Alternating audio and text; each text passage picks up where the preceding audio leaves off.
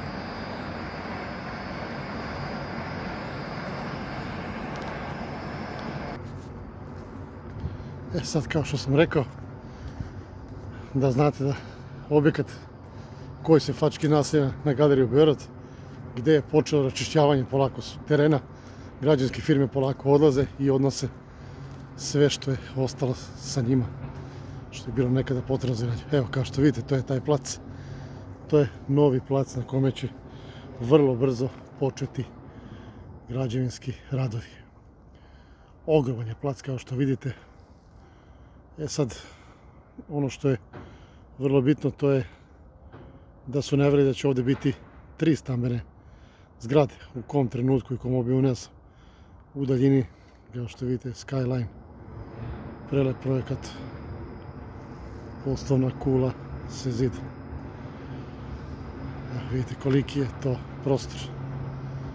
Ogromna stvara, nema šta, i kad se bude napravila bit će jedna celina zajedno s ovim. Odlično, odlično. Naravno, Kula Beograd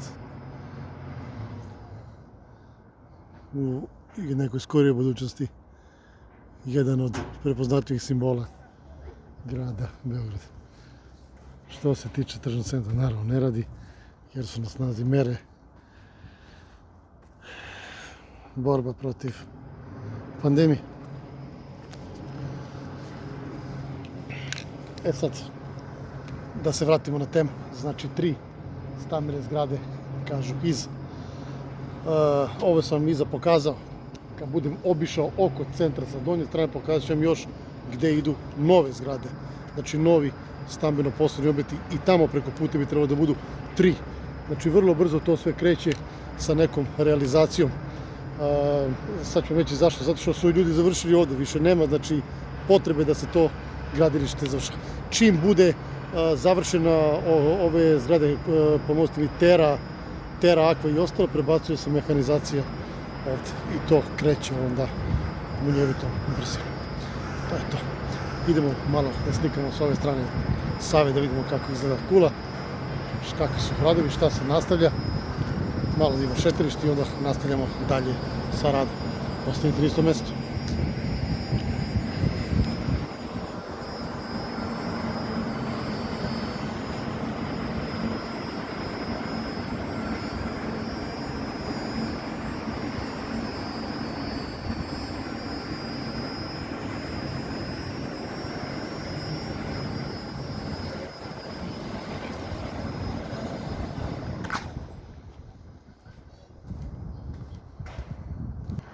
Evo da vidimo i sa ove strane kako izgledaju radovi na Kuli Beograd.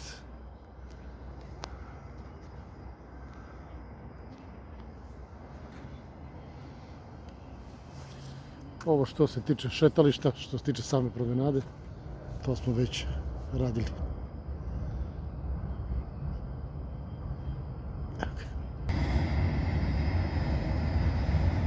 Kao što vidite, reka Sava još nije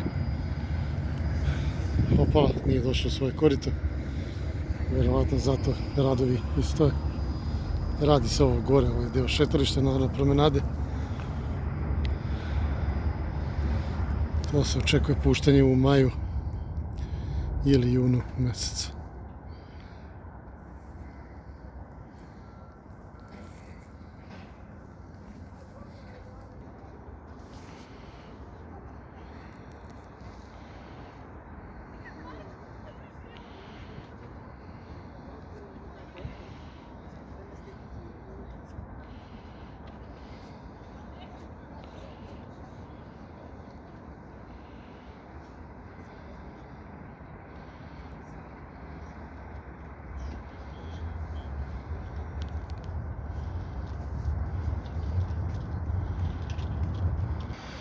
E sad, ono što verovatno sve zanima, pošto je nekada bilo priče da će na ovom mjestu nalaziti se hotel, od te ideje više nema ništa.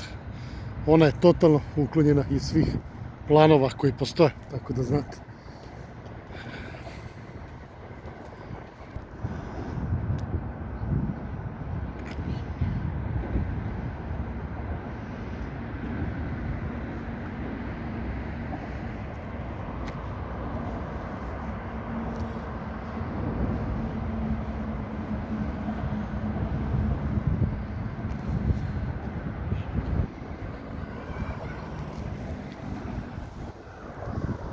Na ovom mjestu iza mene vrlo brzo kreću radovi.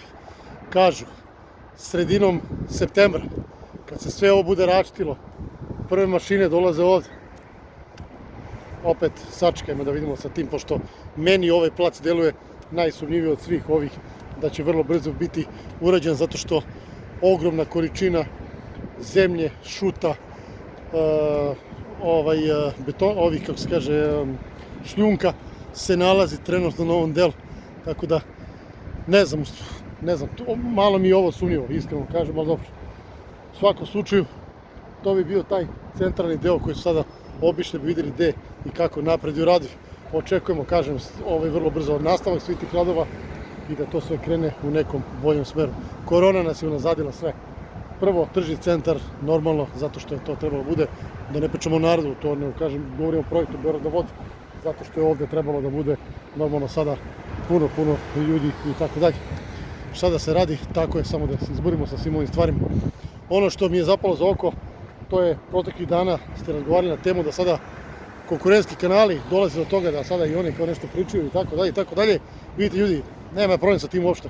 Meni je drago kad neko pokušava da radi te neke stvari kao ja, ne kopira, samo što nisam primetio, trenutno je neko rekao da je još neko prikazao svoj lik, pa da kažemo da znamo ko su, da se upoznamo, da vidimo, da radimo isti posao.